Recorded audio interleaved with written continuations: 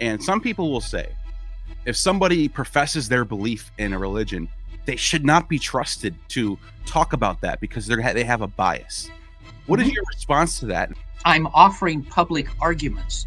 I'm not saying I believe this because I'm a Christian, or I believe this because I go to church, or I believe this because I want to be it to be true.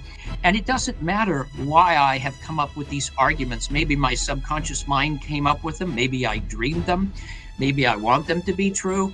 It doesn't matter. All that matters is public debate and public argument. Are the arguments any good? It doesn't matter where they come from. And then also I would, if I wanted to do this, turn the tables and say, what's your agenda? Because almost everybody has some kind of agenda. Some of the stuff that Jesus did or said, or some of the things that are written about him, do you think that can't be made up? I would never use those absolute terms like it couldn't or has to be. But if you're thinking in terms of probability, I think it's unlikely that Christians invented the view that some of his contemporaries thought he was possessed by a demon. I'm guessing that that is something that goes back to the beginning. Or again, that he was a friend of toll collectors and sinners, which is an insult.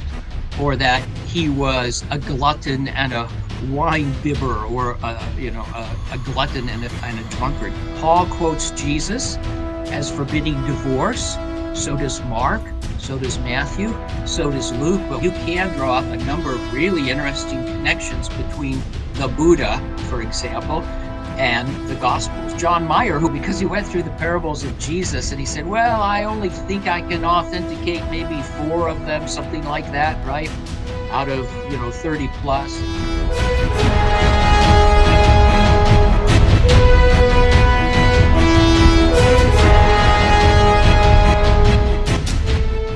And welcome back to the Gnostic Informant, and you are about to attain true gnosis.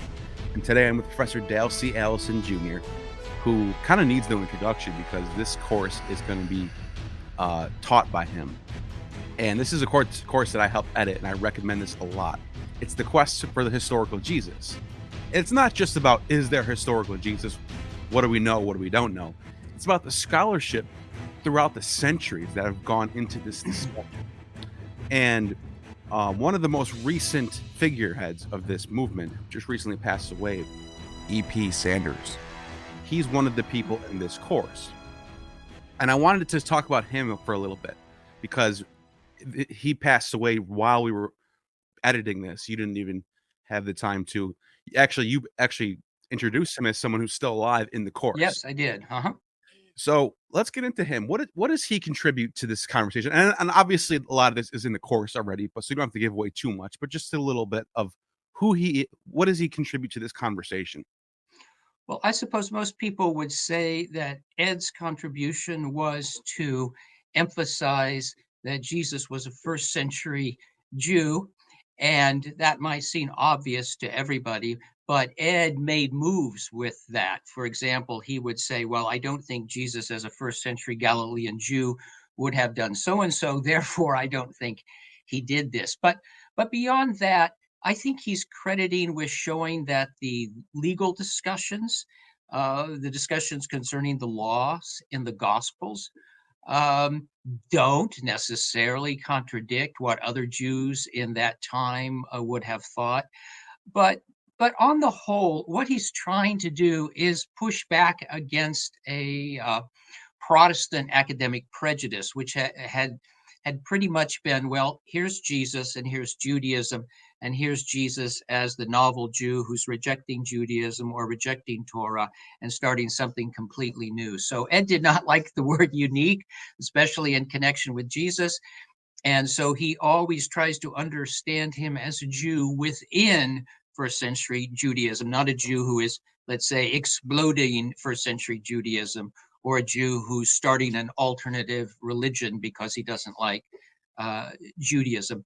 In addition to that, it's important because he decided that typical moves with regard to methodology were insufficient. So he actually starts out by saying, okay, I can't tell you which sayings Jesus said, but I know certain facts about Jesus, and then I'll tell you how to interpret these facts. And so he starts there and builds his picture up from there. Whereas you can find a lot of books in the 20th century before Sanders that pretty much look at the sayings of Jesus, and that's their focus. And then they try to decide which ones are authentic and which ones are not, and then they offer an interpretation of them. So that's a little bit of what's going on Yeah. with Professor Sanders. Yeah, definitely someone who did a lot for biblical studies, and definitely is someone who I think will be built off, if that makes sense. People will build off his work and in the future. Well, I think he just in general, he's also a very important contributor to the discussion of Paul, probably the most important contributor of the last 50 years. So I think he's the most important American biblical scholar of his generation in multiple respects. Now, you mentioned about most people go for the sayings, and then they try to pick apart which one is legit. How do people decide between which sayings are legit and which ones aren't? Well, that's a huge topic, and it's now at the center of debate. So all I could do is tell you that there are different approaches. My approach personally is to say I'm skeptical most of the time that you can actually show that a first century Jew uttered this particular sentence. My tendency is to say, all right, let's look at all the materials that we have from the first century, and we'll look at recurring themes or recurring motifs or recurrent idioms. And if you can find such things, which you can, and if you think that they are all unhistorical or that most of them are unhistorical, then you just need to go home and start over. If the main themes that are repeating over and over again aren't correct, then the sources are just too bad and we can't do anything with them. But there are others, John Meyer, who also just recently died, who had produced a big 5-volume book on Jesus and wasn't done yet. He was still working Wow. when he passed away. John Meyer is of the school of thought which holds that you can look at the sayings of Jesus one by one, and you can say, well, is this discontinuous from Judaism? Is it discontinuous with the church? Is it multiply attested? That is, does it come from or appear in multiple independent sources? So he had these criteria, and he lined them up and then ran each saying or each parable through, his gauntlet of criteria. Now, people are scandalized by his last volume because he went through the parables of Jesus and he said, well, I only think I can authenticate maybe 4 of them, something like that, right? Out of 30 plus. Um, but I actually think he was probably right here. That is, I think if you strictly apply these criteria, they're not that helpful and they don't allow that much to pass through. And so we should be doing something else. But this is a continuing debate right now. In fact, I've been writing on it this year. So the dust hasn't settled at all. This is ongoing. Uh, but it goes way back. I mean, people have been trying to do this for a long time. The first figure I talk about in the lecture series is a man named Reimarus, who did distinguish between what Jesus said and what the Gospels have him say, but his tendency is just to say, well, this sounds too much like Christians, so I don't think it's Jesus. So things get started there. That is, he's actually able to look at the Gospels and try to pick which sayings go back to Jesus and which don't. But it's not a very sophisticated method. It's more sort of his intuition. This just sounds too Christian to me. Wow, that's incredible. Now let's go back to the beginning a little bit. This, if I'm not mistaken, Ryan Morris is German, I think you said? Yes, he's German. Huh? Yeah. So starts off in Germany, and there's a few other figureheads in Germany who are writing about this very same thing. You also have a lot of, I guess, mythicist, scholars in this time period too, which is Well, lately been abandoned in scholarship, but a lot of these, comparative religion, James Frazer types are coming out of the wood. Now, I know you yeah. don't talk about this as much, but what are your thoughts on that particular strain of scholarship? And what Okay, happened? so looking back at it as an historian, you would have to say that when the critical reconstruction of the historical Jesus began, which is 18th century, you don't have well-known people saying Jesus was a myth.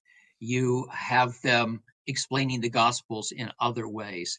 It's only in the latter part of the 19th century that you begin to get some well-known people, and then into the beginning of the 20th, who think that Jesus is like Zeus or Hercules and those sorts of figures, just purely mythological. But again, looking back on this historically, uh, that movement pretty much died out right around the time of World War I. There were some books written. One, maybe the most famous book by a great New Testament scholar named Johannes Weiss, another German. And for the German scholars, that was pretty much the end of the line of that school. And it did not continue on in the British speaking world either. And it's only much later than at the end of the 20th century that you get a sort of reversion to what you had 100 years ago with a handful of people. But then, of course, here, this is a podcast, so you understand this. The debates are no longer, just within the ivory towers. They're not just within the walls. So things begin to burst out. And so the mythological theory, which I don't endorse, the mythological theory gets a lot of support from people on the internet Right. or atheistic communities and so on. Uh, but still, within the academy, you don't have a lot of people discussing this at great length. So uh, people like me think it was pretty much settled 100 years ago, and so we're doing other things. But there are some people who are still addressing this question. Incredible. Because I've read through James Frazier's Golden Bog, and it's pretty convincing. There's some interesting parallels. But I think people can go too far with it and get too creative and use the hypothesis to drive the outcome. Where you Yeah, start looking for things and say, "Look, this matches. Oh, Addis, he was kind of like a little bit like Jesus. Okay, let's put that together." And then you can get overboard with it real yeah. quick. So the real problem here is the issue of parallels, when they mean something and when they matter, or how they matter. You can draw up a number of really interesting connections between the Buddha, for example, and the Gospels. Do these mean much of anything, right? You could do this with any number of historical figures. Heck, you can draw analogies between Francis of Assisi and Jesus, or between Jesus and Moses, or Jesus and Elijah. And these are often interesting and should be explored. But what happens in my mind is they get blown up into all this explains everything, this set of parallels. No, but one of the problems, of course, is that there's another set of parallels over here and another one there. And at some point, you realize, well, you can make parallels pretty easily, or find parallels pretty easily. What do they mean, right? Yeah, and oftentimes they're kind of polemicizing the former and saying, "Yeah, that character, that hero from this Greek story, he was great, but Jesus was even better, and this is why." Well, there are things like that in the Gospels, but I don't think they're with Greek heroes. I think they are with Moses, obviously in the Gospel of Sure. John, and occasionally with figures like Elijah and Elisha. Look, I think that myself that there are fictional or mythological elements in the Gospels, but I think they're a very interesting mix of things. And mythological categories, if that's the right term, can be used to interpret the tradition or can be overlaid on the tradition. But my own view is that there is still an historical figure there, Uh-huh. and he has influence and he's being remembered in certain ways. Yeah, I totally agree. I mean, not that, I'm like some weighing expert in like, "Yeah, I did the work and I agree." No, I'm just saying from afar, I'm looking in, Yeah. Uh-huh. makes sense. It makes sense what you're saying. Um, so let me just ask you this. Some of the things that you think because we get into the scholarship big time. We talk about a lot of different scholars throughout the centuries, and it's really fascinating. If you love history, you're going to love this. So I really recommend getting this course. Anyways, with that being said, just a quick question for you. Some of the stuff that Jesus did or said, or some of the things that are written about him, that you think that can't be made up? This has to be historical. Well, why would they just make this up? What are some examples? Okay. So I would never use those absolute terms like it couldn't or has to be. But if you're thinking in terms of probability, I think it's unlikely that Christians invented the view that some of his contemporaries thought he was possessed by a demon. I'm guessing that that is something that goes back to the beginning. Mm. Or again, that he was a friend of toll collectors and sinners, which is an insult, or that he was a glutton and a wine bibber, or a glutton and a drunkard. Things like that seem to me to phrases like that preserve polemical exchanges. That is, Jesus, I think, was a controversial figure. There were some people who didn't get along with him famously, and they exchanged barbs, and some of those barbs then are still in the Gospels. I guess I could go on and on. I think that he must have spoken about the kingdom of God.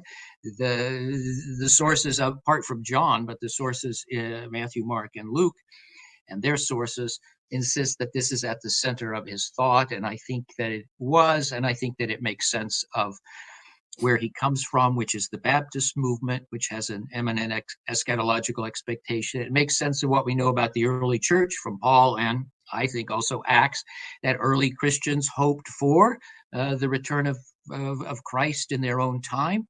I think Jesus also has an eschatological hope and imminent expectation. So, there are things like that that seem pretty obvious to me. I could go down the line. Paul quotes Jesus as forbidding divorce. So does Mark. So does Matthew. So does Luke. But what's really interesting is that Paul quotes it and then sort of doesn't follow the advice, right? It's like he has this, he knows it's there, but he's going to go in a different direction. Or you look at Matthew's version of it, and Matthew actually adds something, well, except for the cause of adultery. So what's going on there is that they have a saying of Jesus, but they're not always comfortable with it, or they're not sure how to apply it, so they are reinterpreting it and expanding it. It does seem to me that that's something that's there, it's remembered, and then they have to wrestle with it. I don't think they Wow. gave themselves this sort of trouble. I Okay. I think you have I think this makes perfect sense. Like a lot of these details. What are your thoughts on the Nazareth thing? And then I have one more question for you after this. Do you think that's a What is the Nazareth thing? let me specify. Saying that in my book I say that there's no reason at all to believe that the so-called Jesus of Nazareth ever existed, but here's what I say about Socrates. The original collision between our reasoning faculties and any form of organized faith, this is my book, though it must have occurred before in the minds of many, is probably exemplified in the trial of Socrates in 399 BC. It does not matter at all to me that we have no absolute certainty that Socrates even existed. There are only two reasons, I think, to suppose that there may have been the figure of some kind of deluded rabbi present at that time. The first is the fakery of the story. The fakery itself proves something. The prophecy says this man must be born in the house of David, of David's line in David's town. It means he must be born in Bethlehem. Jesus of Nazareth is well known to have been born in Nazareth. In order to get him to Bethlehem, a huge fabrication has to be undertaken. A census is proposed by Caesar Augustus. No such census ever took place. Wow, he's supposed to be from Bethlehem, but they make him come from Nazareth, and it's all confusing. I don't think they would make that up. And I thought that was a clever point. Do you think that's a clever point? So yeah, the only time Bethlehem occurs in the Gospels is in the infancy narratives in Matthew and Luke. And typically scholars regard those as having the least history in them as opposed to the rest of the synoptic text. And Jesus does seem to be from Nazareth. Now, Bethlehem is the city of David, and there's a prophecy associated with it. So early Christians latched on to that. But if they had simply made everything up from scratch, just completely, I think Bethlehem would probably be the place. Or I'm not even sure of that. If they're making it up wholly from scratch, I'm not even sure why they're in Galilee. They're probably just going to be in Jerusalem Right. making everything up, right? Yeah. But Nazareth, does not, to my mind, have an obvious explanation as a sort of fictional item. Yeah, there's not anything in the Old Testament that says any Messiah is going to come from Nazareth. You have nothing from No, nothing Judah. like that. So I think that's a good point. Last thing I want to ask you about, and I know I might be overloaded, but this is the last question.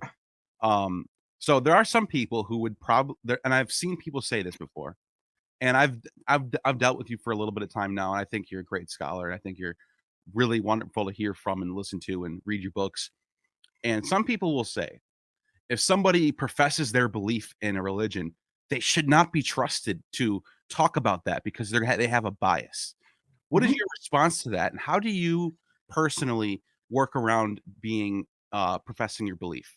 Well, so first of all, that's just an what we used to call an ad hominem argument. Maybe that's politically incorrect now to say that because it's masculine. But in any case, the problem is that when I write a book on Jesus or I write an article about a particular, let's say, portion of the Bible or whatever, I'm offering public arguments. I'm not saying I believe this because I'm a Christian, or I believe this because I go to church, or I believe this because I want to be it to be true. What I say is, all right, here's my proposition, and I'm making three arguments for it. And it doesn't matter why I have come up with these arguments. Maybe my subconscious mind came up with them. Maybe I dreamed them. Maybe I want them to be true. It doesn't matter. All that matters is public debate and public argument. Are the arguments any good? It doesn't matter where they come from. It doesn't matter where they come from. Yeah. And then you address the argument. So if I have a bias to think that, let's say, Jesus existed, okay, fine, you can accuse me of that, and you would be correct. On the other hand, I just offered some arguments, and it would be up to you to argue against the arguments, not against me. And then also I would, if I wanted to do this, turn the tables and say, what's your agenda? Because almost everybody has some kind of agenda. That's why we come up with arguments and try to debate things. I would also just add, maybe as a final footnote, that I have, over the course of my life, thought one thing and then changed my mind. Sometimes I think the evidence persuaded me. I don't think we're simply trapped in our current beliefs. People can change, people can see evidence, right? They can change their minds.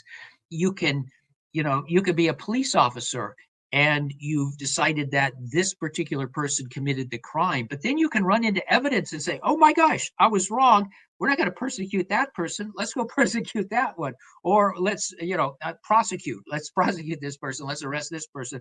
Let's try the case against that person, because you come up with evidence.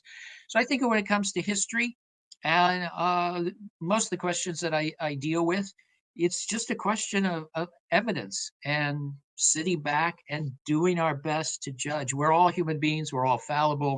We're not machines. But I still think it's possible to talk about arguments and data and evidence. That's an incredible answer for that question. I really appreciate that. And once again, the link for the course, The Quest for the Historical Jesus, by Professor Dale C. Allison Jr. is in the description. Just click on that link, and I'll be there as well. I highly recommend it. It's a really good course in history and biblical studies, all wrapped up into one place. It's really, really, really good course. So once again, I help edit it as well. And use my link, you will be helping me out. So thank you for your time, and I appreciate that. And I'm looking forward to seeing the course again, actually. Thanks. Appreciated the conversation. Thank you. You have just attained true gnosis. The demiurge has no power over